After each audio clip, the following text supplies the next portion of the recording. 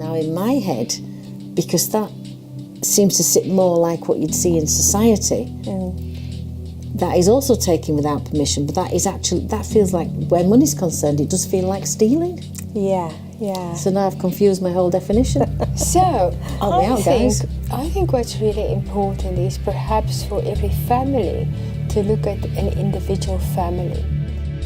Has got all kinds of underlying causes and motivations. And I think for me it is worth knowing that child's history. And knowing what does this mean for my child? Because in 2018 it does make no sense whatsoever. There's a clue. Cupboard full of food. Exactly. There's a clue. Yeah. So it's about looking for clues. If it makes no sense in 2018, then there will be, cause and effect consequences for whatever's going on, but that's not going to make a difference to anything. It has to be, you're going to have to twin track and get your feet back in the past, one foot in the present, and then just see what you can figure out. Because if you know what your child's experienced, but then you see, then my head's going into this high empathy.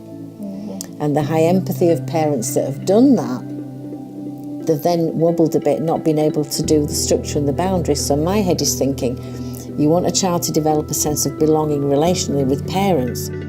But the children we're talking about have such a heightened sense of there is nobody for me, there's no time for me, deprivation, that rule does not work for our kids. It's not possible actually, is it? It's so not, because it will escalate. But it is historically what people have been asked to do. To keep the boundaries, keep control, put some restrictions in, make sure they understand what they can and can't do.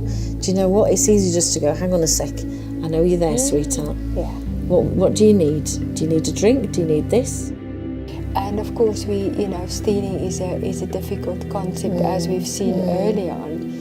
And I think that if parents can do that, it might be much easier not to have the child, in the room with lots of papers and sweets and